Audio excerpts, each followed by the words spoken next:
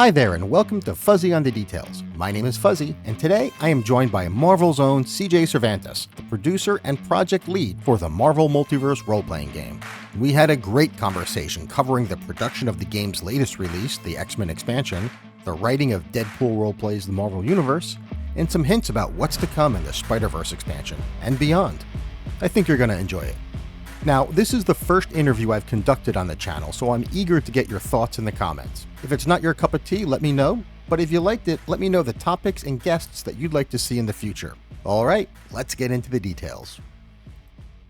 Really happy to have you here, CJ. Thanks so much for taking the time with us. And this summer, for me, has been like the summer of MMORPG. There's been so much amazing stuff going on, not only with the books that you're putting out, but the free content, Gen Con. So we've got a ton to get through, but I want to start with Deadpool. And I actually got a chance to play Deadpool, the first chapter, last night. So Deadpool's definitely on my mind. And even having reviewed the book and read through it, it was so much fun for me to play. Even though I knew what was happening, I almost forgot that I had, read this book and reviewed it before. And I think that's because of the writing. I mean, Cullen Bunn obviously knows the character so well. He's written for Deadpool, many of the iconic stories. And for me, that's what really sets this book aside. Like, the writing is fantastic. What was the process like writing with somebody like Cullen Bunn, who knows Deadpool as good as anyone? Yeah, it was tremendous. But I first want to start by thanking you for having me on. And I really Sure, man. appreciate this. I'm a huge fan of your content. I know the community is a big fan of your content.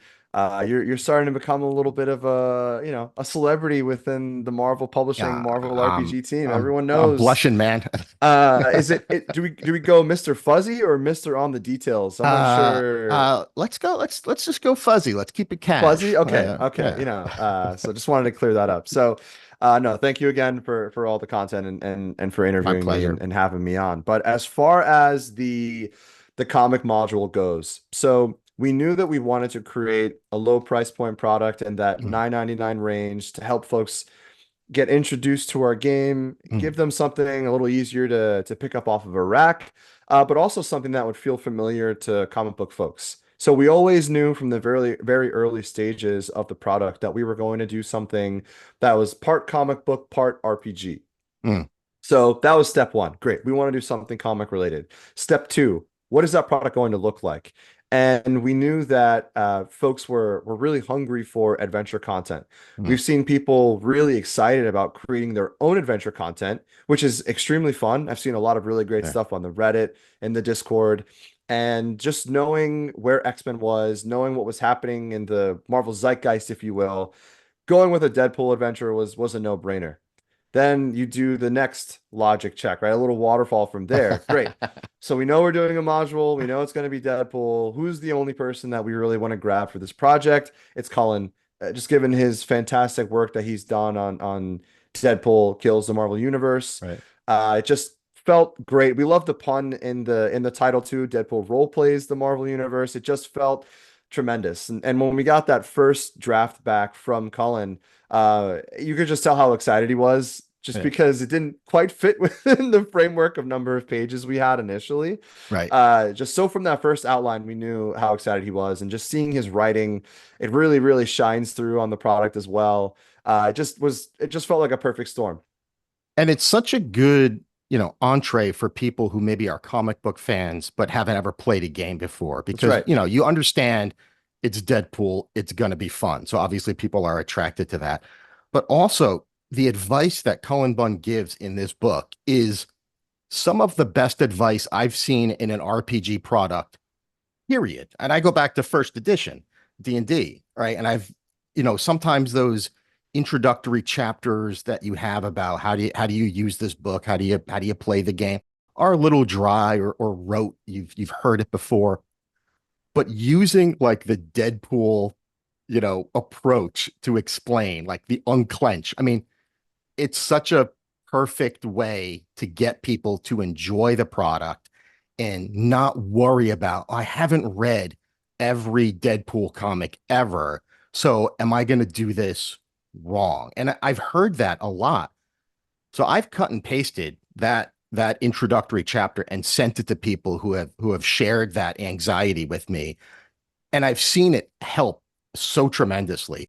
Did Cullen come up with that himself, or is that something he worked on in conjunction with either you or Matt? So Matt was a consultant for the product as well. Obviously, we work very closely with Matt on everything. If he's designing or writing directly, or we have other folks doing that work, Matt is obviously very involved. And so we really wanted to make sure if someone was coming in, again, as I mentioned, at a lower price point, that we were able to offer those folks, assuming that they're new to the RPG. Let's say this was the first thing that they ever picked up, Right. because they said, okay, $10, this is something I could feel I could pick up on Wednesday, on when comics are released, that we were able to provide those folks with as much context and as much help as we possibly could. Just talking with some folks, I know if you play an adventure, sure, you could try to railroad the adventure as much as you can. Your players are probably going to do something different within the next 5 minutes. The first 5 minutes, the adventure is already off of the rails.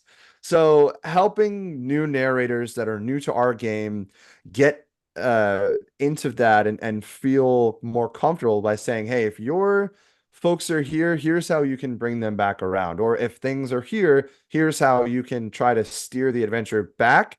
Because we do want folks to feel uh, at ease when they're jumping in as narrators.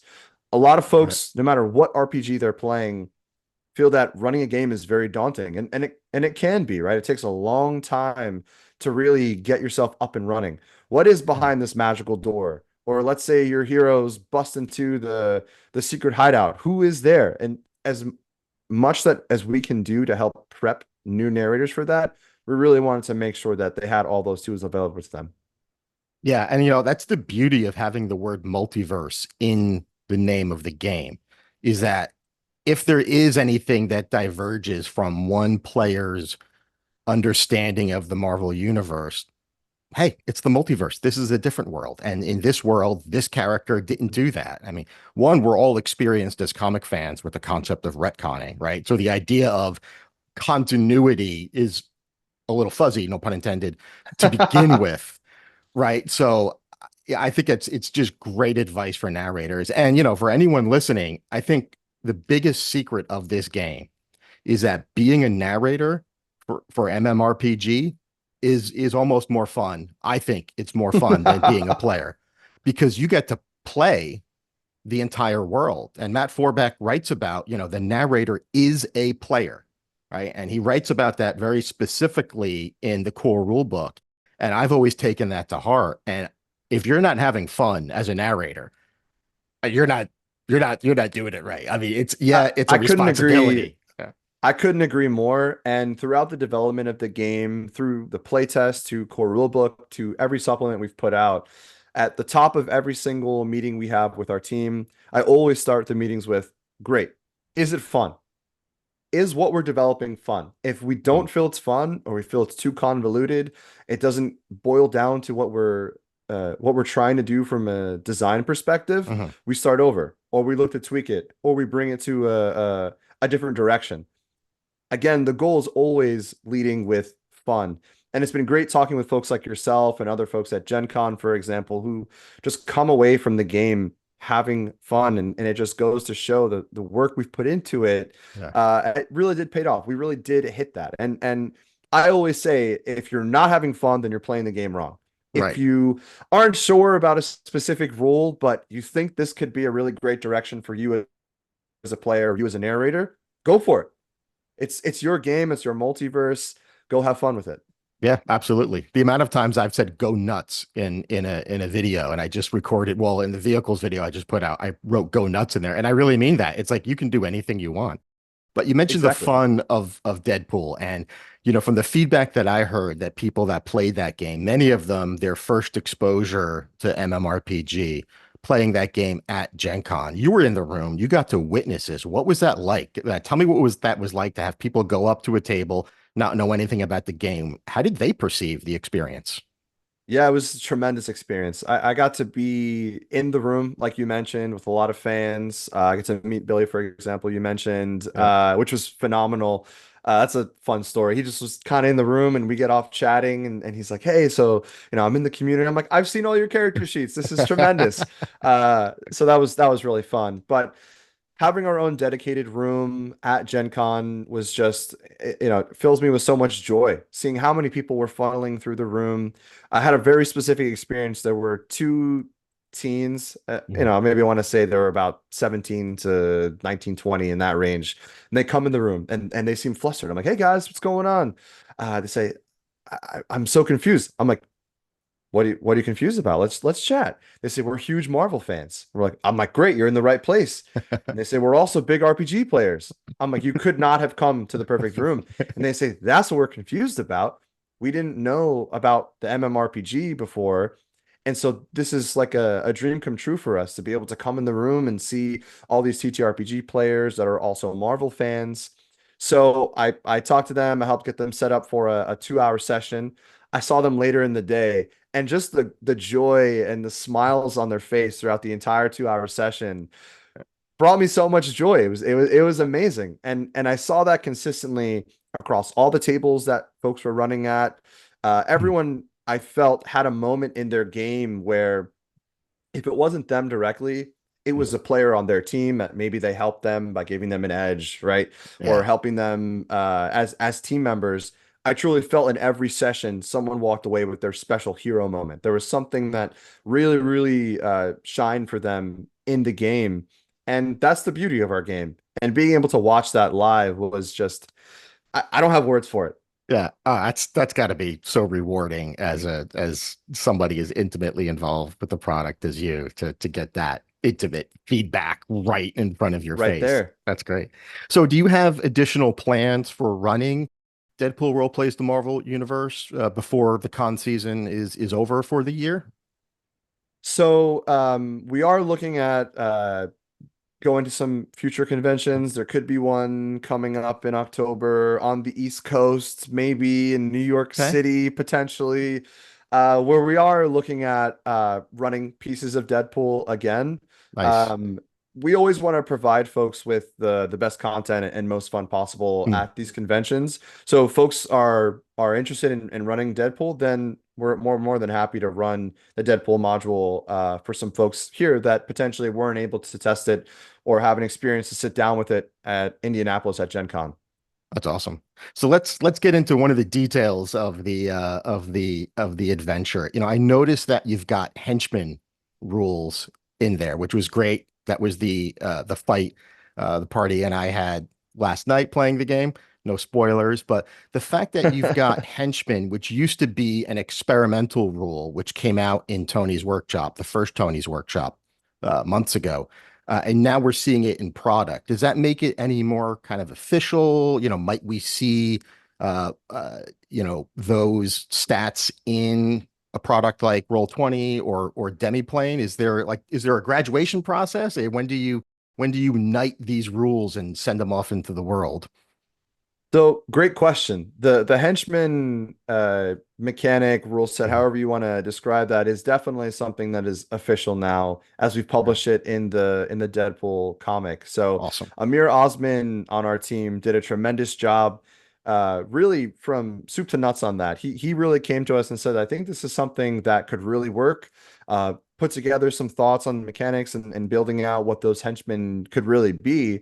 And so being able to test that out with the Tony's workshop and seeing Mm. such great feedback from folks like yourself again and other folks in the community having a really great time with those henchman rules, we definitely want to make sure we can provide that to folks to help them at the table. One of the pieces of feedback we got from narrators was if you're managing 6 different character sheets in a encounter, it does get a little unwieldy. So we Right. wanted to do what we could to make it again as fun and easy for those narrators as they're running adventures. So Yeah. definitely keep your eyes peeled for more henchmen. And we're really excited to play with that a little bit as well. Yeah, and that's great. I mean, I use henchmen all the time, and it's so great because you don't even need a sheet, to be honest, because you know what the stats are. Every Correct. henchman, depending on the rank, has the whole stat. So if they're rank 3, the target number to hit them. Doesn't matter if it's Exactly. range, doesn't matter if it's melee, is 13. So that just frees your mind up for, the Hmm. actual role play of the scenario rather than the math behind it. So yeah, Exactly. for me, those rules were an absolute godsend.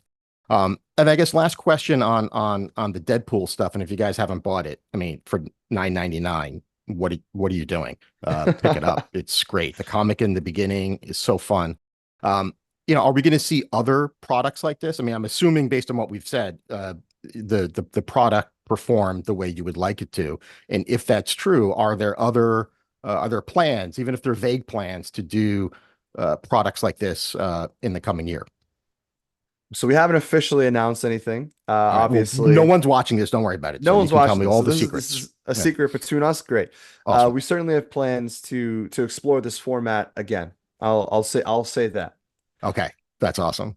And when you're thinking about these vague plans that certainly don't exist, like, Sure. do you think about like the way Cullen Bunn you said was like, all right, this is the guy we've got to get to do this. Do you have specific authors in mind, or do you think of a concept first, or was there anything about that process that makes you prioritize which you go after first, the team or the character or the author?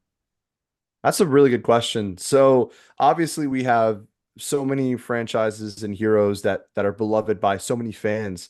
And the beauty of us being around for 80 plus years is that we've also had a plethora of writers and creators that have worked with those characters and franchises as well.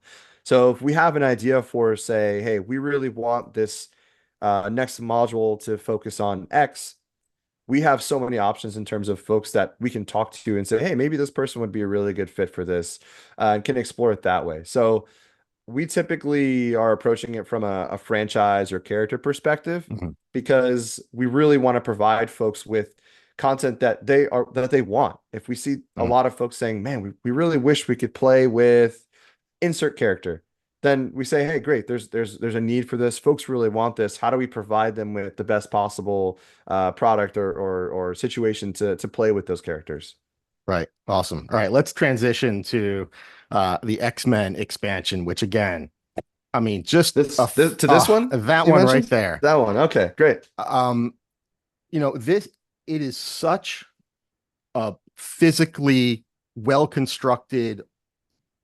So much love obviously went into this book, and even as I'm paging through it, like the quality of the paper is like unlike anything I've seen.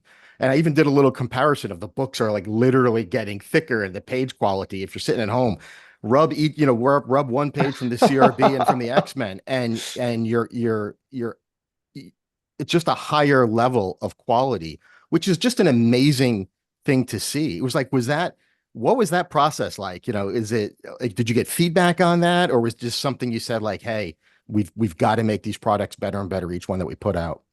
It's so funny. We put so much time into picking the right paper stock for future printings from the core rulebook Yeah. that I was surprised to see it took this long for people to come around to actually seeing, oh, this paper stock is a little different. Because I believe we did a printing with Kang that has adjusted paper stock. Okay. So some of those might be floating around somewhere. Also for the core rulebook as well. So depending on shipments or where they're coming Right. from, you could kind of get some cores and Kangs that feel slightly different. Awesome. Uh, but that actually was something that did come from our team. So we got our core rulebooks, Mhm. which it was insane to go from talking about this product as just a idea to Mhm. getting an actual physical core rulebook that had everything that we'd been working on for years within it. And as I'm flipping through, I'm feeling the pages, and I turn over to Amir, I turn over to Brian, who's the editor on our book, and I say, should we look at making these pages just feel a little different, right? Like we really wanted the book to feel as premium and as well put together as we Mm. possibly could. So we literally went into stores and just felt different books, felt different pages. We worked with our production team to send us various samples of different paper stock and paper weights. And we really did test and experiment across feeling different pages for a really long time before we settled on how we wanted the pages to feel for future releases. And to your point, it's because we really want people to feel uh like they're look, if you're investing your money into this Mhm. product, you should get as much for that as you possibly can. I truly feel that way across everything that I buy. Mhm. And so I want to make sure that the products we're putting out, folks that buy them feel the same way. So I appreciated your comment to say, wow, this is insane value. They didn't increase the price, but they gave us essentially a better product.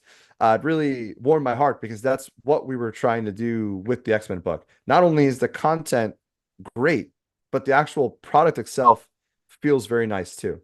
Yeah, and I'll put a link to my review of the product where I kind of gush over this at length. But yeah, you're right. I mean, and I've worked in publishing in my past for almost 2 decades, so maybe I'm a little bit more predisposed to. I mean, I'm a bit of bibliophile my whole life, Sure, sure. but yeah, for me, again, it's just a sign of love and care and attention to detail that is very much appreciated. I've heard a lot of people say the same with like, wow, like this is not unexpected for Marvel, but a little unexpected for RPGs, you know. So it's almost like, oh wow, like a Marvel RPG. Oh, it makes sense that they would want to have the best paper to highlight the amazing art that's in the book. And Exactly. it is amazing. And I gave shout outs to the cover artists for this book. Again, that's something I think the core rulebook art is fantastic. I gave it an A. But I feel like, again, it's just like more love and attention has gone into it each book. I can't wait for the Spider-Man book to see what that cover looks like. But before we move on to Spider-Man, and we will, um, so many mutants that you can choose from, and enemies like the Sentinels and Orcus, and so many characters profiles that you can put in this book. It must have been torture to try and figure out which ones make the cut and which ones don't. What was that like? A dartboard, you know? Honestly, you joke, but it really almost felt like that's what it came down to. And I'll have to personally apologize to folks if they felt like their favorite character got shafted. I had to make sure Dupe made the final list of characters. He made it into the book. So if that edged out one of your favorite characters out there, I apologize. That one's on me. It's Dupe's fault. Um, it's Dupe's fault, not me. Look at Dupe. Look at Dupe. Dupe's a And polarizing one, but he's he he's has his such a fans. Yeah. he's such a unique, interesting character. How just the prospect of role playing as Dupe to me provided such fun, hilarious opportunities at a table Oh that yeah. it seemed like a no-brainer from a role play perspective, just for a game to have a Dupe character sheet within the book. And we wanted to include obviously very well-known characters, your Wolverines, etc., and some of your more obscure deep cut characters like Dupe, for example, Mhm. to show one, the breadth of the game, the breadth of the mutants, as you mentioned, but also it's really important to remember that every character is someone's favorite character. Mhm. We always think about that as we're putting together the character lists. As we're working on Spider-Man, for example, there's so many characters you can really break down looking at that title as well. And just because a character doesn't make it into the specific book doesn't mean that they're not going to be released at some point. We've done a pretty good job, if you ask me, of releasing some free character sheets for Oh, people, yeah. like the X-Men 97 sheets, for example. And we really want to be able to have space or an opportunity to release those characters to folks for free. It's really great to say, hey, you've bought this book, you love our game. Hey, here's Omega Red, or here is Morph, right? Or an example of a character that might not be in the book, but Mm. could potentially be released down the line. I that was certainly me. That was one of the ones that stood out. Omega Red for me is the other one. It's like, oh, I can't. And for me, it's not like, oh, poo, they're not in the book. It's more like I can't wait until they release it. Because is part of the reason you might not put a morph in there because like there's a mechanic maybe that isn't in the game just yet that you're like, in order for me to get this character perfect, I feel like we've got to have a couple more rules, and there's only so many you can put into the game at once. Is that an element of it, or are there other reasons you might spread them out a little bit more? To be honest, a lot of it is the mechanics of the game. Because Mm. if we're putting in a character that people love, we want to be able to make sure the mechanics behind that character make sense. Right. A little bit of development history for Rogue in particular. Mm. We went back and forth a ton on how we wanted her powers to work. We were on the precipice of introducing an entire power set and powers that talked about how her powers work through touch, Mm, separate from the whole power control power set, or in addition to. And man, we workshopped that for a really long time until we came back to the idea of what is the most fun way for us to make this work.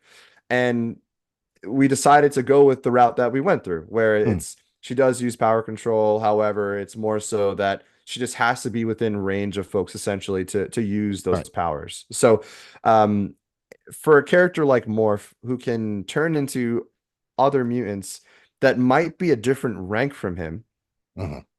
how do we handle that within the game? We don't really have mechanics for that yet.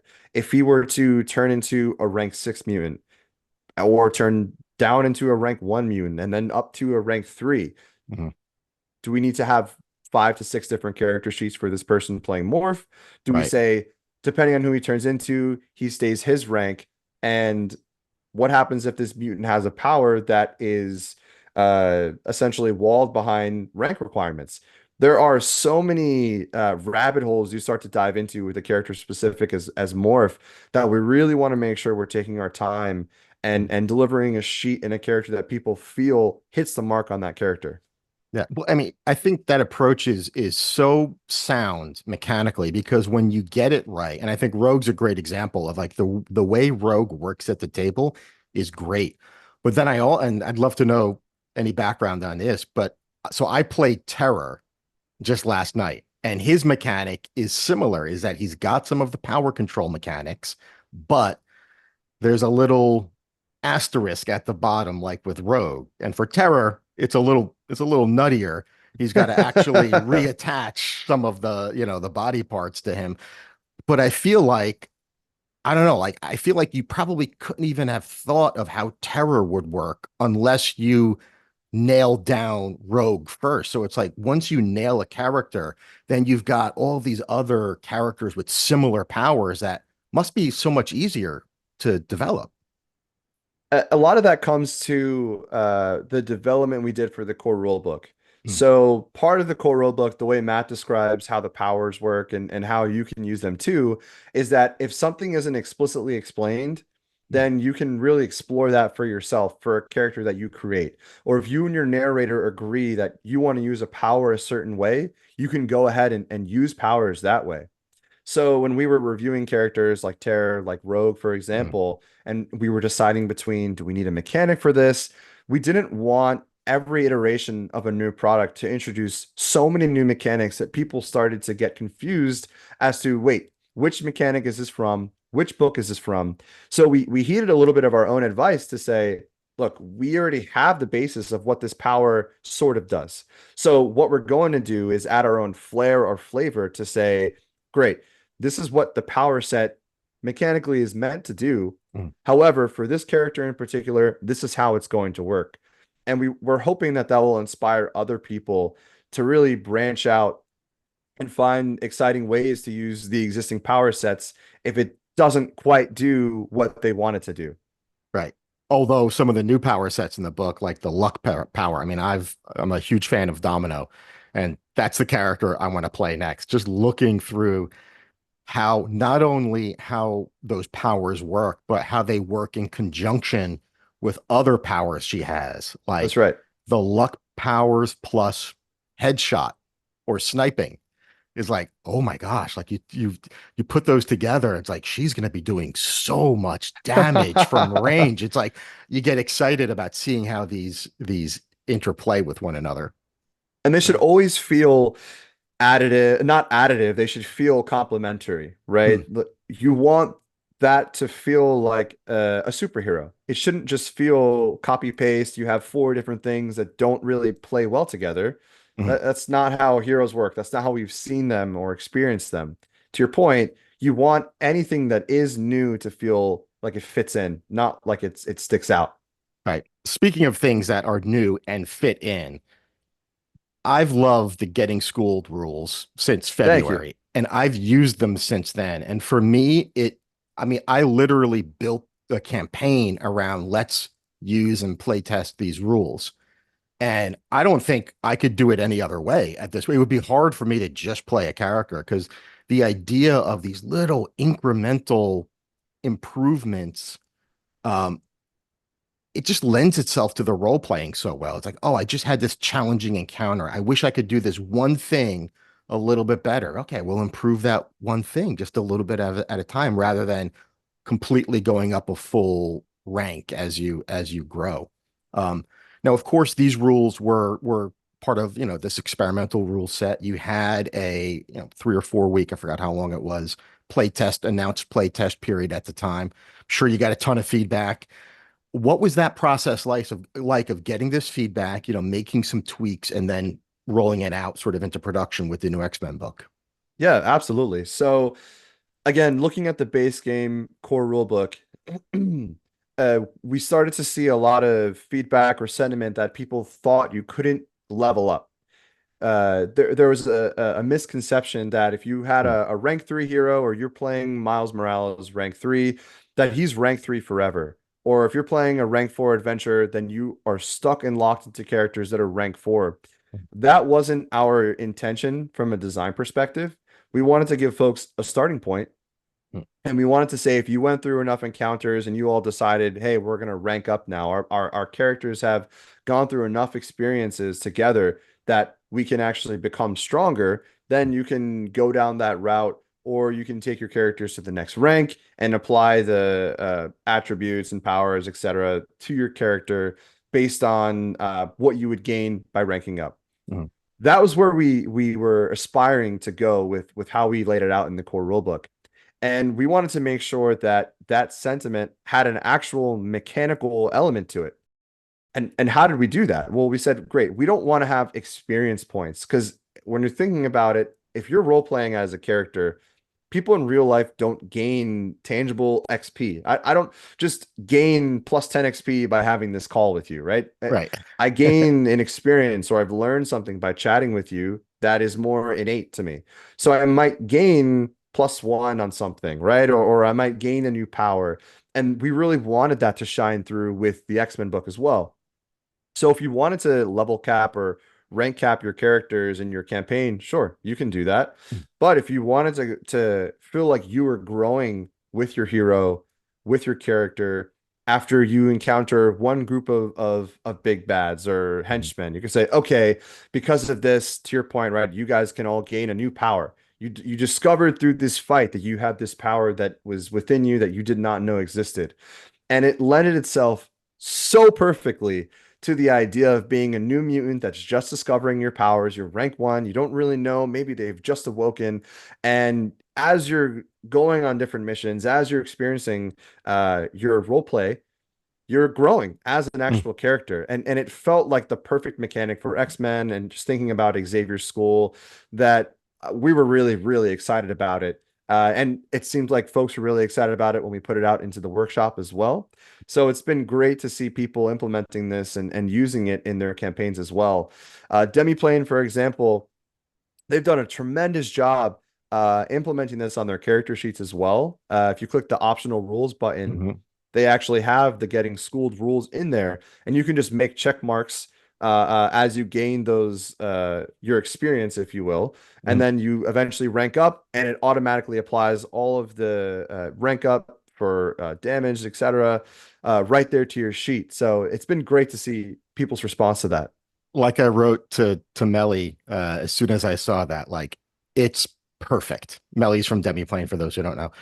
It's perfect. As somebody who was like sort of hacking Demiplane a little bit, what we used to do is we used to like temporarily level everyone up to let's say we were rank 2, Mhm. temporarily level everyone up to rank 3, and then that would expose all of the powers and stuff that you could get, and you would make your one increase and then rank down to Oh, I 2, see. and it would retain it. Now there's other ways you can do it, and you can give yourself extra little bonuses here or there, but we just to have everything almost like exactly the way if I was imagining the perfect implementation of these rules.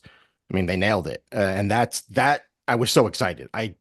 I sent that as soon as I saw that. I'm texting people left and right. You guys see this, and redid all of our characters using that.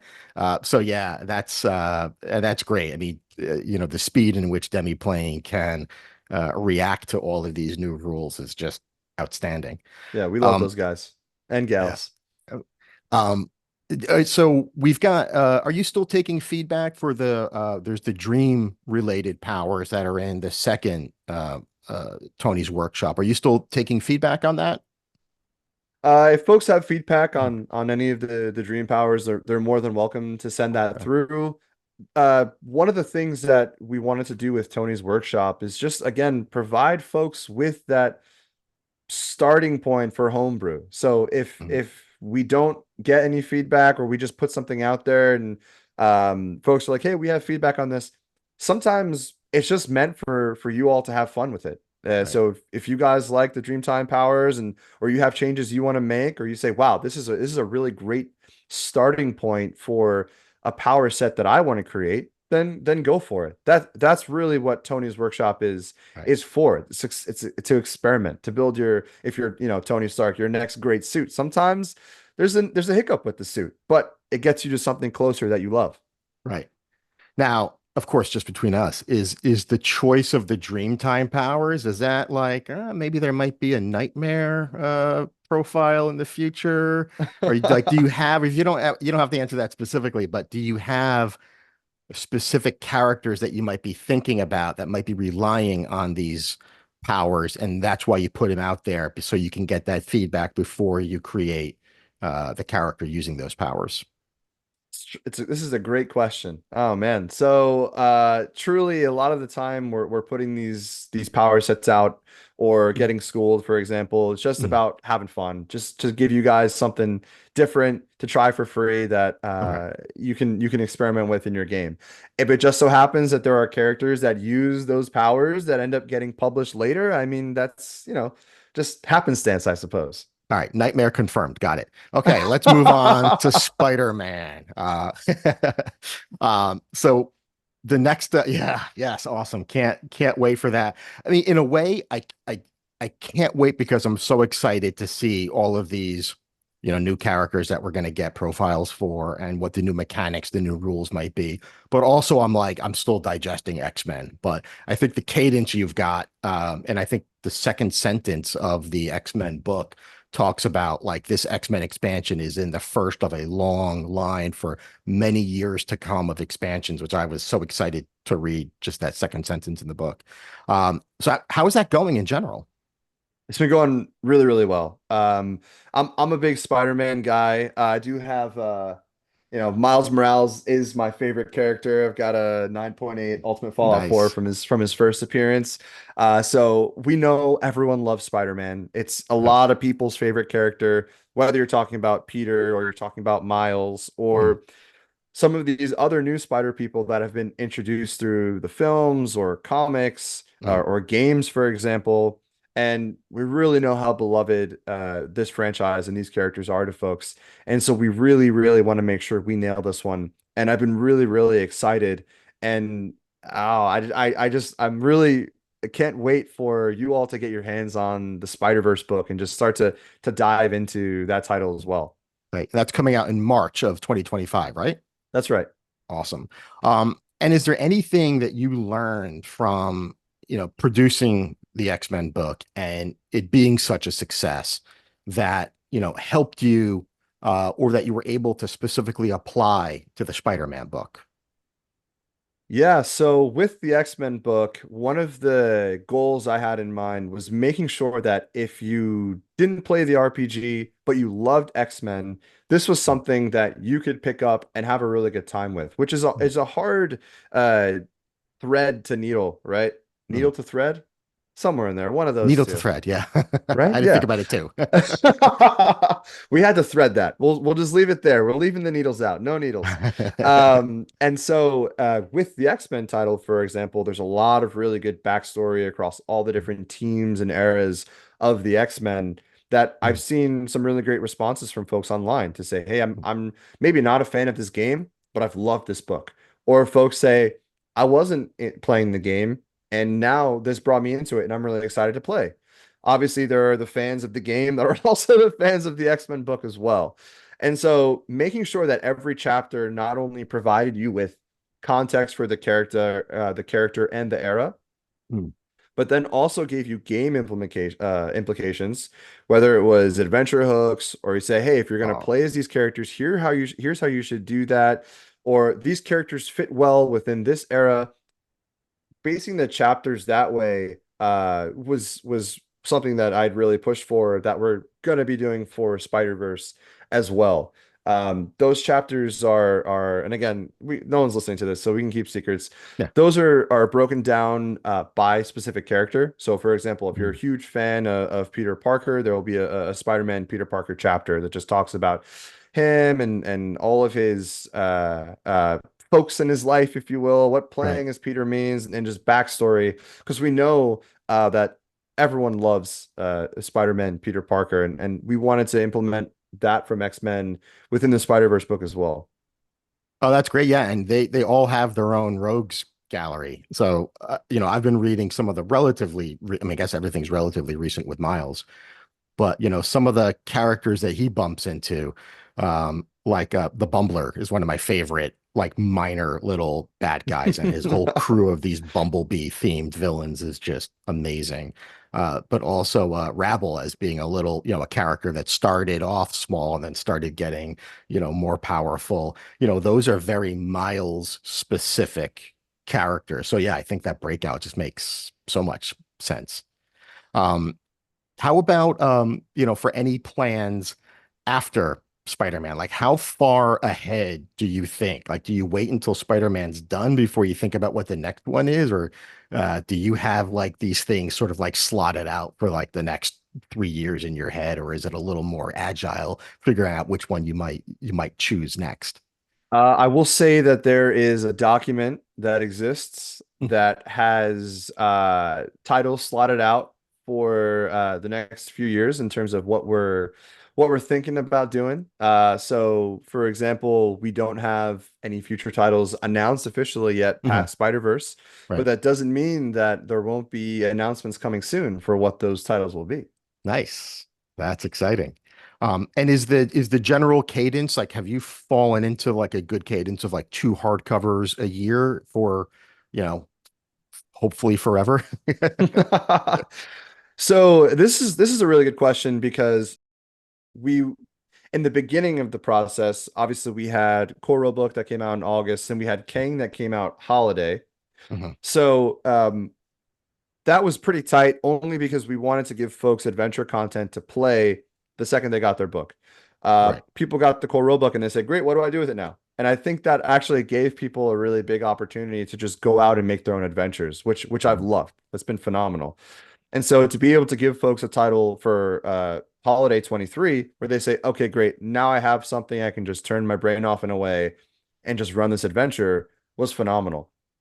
So being able to build out this cadence where we have two hardcovers per year is where we're looking to settle in with our releases.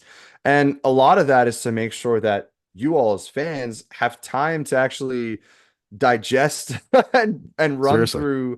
run through those books. And knowing again how much content we're pushing within all of these books, I mean, it could take folks forever to play through all the adventure hooks within X-Men. And if you're a huge fan of the X-Men, and let's say you're not the biggest fan of Spider-Man, for example, or the Spider-Verse, and you only want to play X-Men, then I would love for you to have as much content within that book as you possibly can to make you live out your wildest X dreams, if you will. So spacing out the books that the way we have is really meant to let you all just breathe with the titles. You don't want you to feel overwhelmed. And Mm. I remember for X-Men specifically, I saw some people saying in the fan Discord, just asking questions. It was supposed to be released a little earlier in the year, and they said, Mm. "Well, why is it now releasing summer?" And I just told them explicitly, "You guys just got two titles. You got the core rule book, and you have Right. Kang. Please, like, just sit down with those, and we want to make sure you have time." Yeah, I think that pacing is perfect. Like I said, I want to dig into every aspect of these rules. And I've started using the vehicle rules like immediately. Like I changed the one Blood Hunt adventure I've been doing just based on that book Just coming out. I'm phenomenal, by like, the way. oh, I thank you. I appreciate that. I don't want to give any spoilers because I think it's in the next one, but it's like, yeah, I put a vehicle in there because all of a sudden I'm not I guess I'll say afraid, but I'm not worried about how am I going to work this mechanic into if it develops into a fight. Now I'm like, bring it. I know how much health this vehicle has. I Exactly. know what the powers it has. Like I'm not, it's something I can rely on, which makes me freer as a narrator. I don't have to, hamper myself in any way or pull back on something because the rule isn't there. So yeah, for Right. me, like then that's just one little rule in a book that is dense with new rules and just new getting to play the new characters and the new character sets and make up your own characters. Like my daughter made up a character and she instantly gravitated towards the luck and the sixth sense powers. And she's played with just the core rule book. And then all of a sudden these new rules came out and she made a beeline for those rules. So that, instilled, a sense of excitement in her just by having this new stuff. So yeah, let's explore all of these great new rules. And all of the adventure hooks in this book. Like I remember reading the X-Men 2099. I've got some of the, X-Men 2099. I don't know if it was like my favorite of the 2099 titles, but um just reading the little hooks, I was like, oh yeah. And I went back, I'm like, oh, wait a minute, there's a lot of good stuff in here that I don't remember. And all of a sudden, I'm up till 2 o'clock in the morning reading my old 2099 comics. Like, oh, you bastards, I needed sleep. Um, but yeah, it really does get that inspiration flowing. And I'm like, I could play in the 2099 campaign, Yeah, a short run of that just to exactly. explore that area. I mean, how fun would that be? All right, listen, I don't want to keep you too much longer. In closing, No, no. any thoughts that you've got, anything we didn't cover, anything you would like fans of the game to know? Well, first, again, thank you for having me, and thank you, obviously, everyone who tunes into your channel, and all the players of our game who have just invested so much time and have given me joy by having joy and having fun with our game. The one thing I wish folks would take away is just to share that joy and share that fun with whoever, right? With your friends. Go to your friendly local game shop and just see if you can get game nights running up in your local game shop because I always say that butts and seats is the best way to experience the Marvel Mhm. game. You can read it, but once you actually sit down and play it and you show people how to play the game, people just have such a blast. And I really, really want to make sure that coming from us over at Marvel, that people really take that to heart. Go have fun. Go share this game with your friends, and just enjoy playing in your multiverse. And we just put out a new how to play video. It's pretty comprehensive. It's about 20 minutes, but it's all broken out by chapters. So if you want to skip ahead to something, go backwards, we've made it as easy as we possibly can. So it's literally easier than ever to learn how to play our game. If you just want to send that to folks as a session zero before you hop in to say, look, watch this video and you'll get up to speed. Just again, go out and have fun. And I'm so excited to see people's continued responses for X-Men and excitement for Spider-Verse. Yeah, and if you like that video and it's the amazing folks at Glass Cannon, Troy and Sid, that were the two featured folks in that video. There's a ton of other stuff they've done for the game, a couple of actual plays on the Marvel channel. If you like that video, check them out. They are a blast. I hope there's more to come from them. I know that they had during Gen Con, they had a character building Yes. session. Hmm. And maybe, I don't know, maybe they might be using those characters at some point. I hope, although I really want to see Sid Spider-Man, Peter Parker Spider-Man again, because she was amazing in that. Amazing. And one of the things I really loved about that video, and it's so good, is that Troy LaValle is somebody that I look up to as a GM. I follow all the Pathfinder games that he does, and Sydney is someone that I look up to as a role player because she's so fantastic in all of her roles. So to see two people that are really at the top of their game in terms of running and playing in games immersively. I mean, you guys could not have picked better ambassadors for that video. So yeah, guys, check out that video. Check out the rest of the Glass Cannon stuff. It'll really give you a sense for what playing the game is like because just a ton of fun. And yeah, well done on that. Really good job. Thank you. We love those folks too. Yeah. All right, that's all we got. Thank you again, CJ, for everything. Really appreciate your time, and for everyone listening, thanks so much. Take care.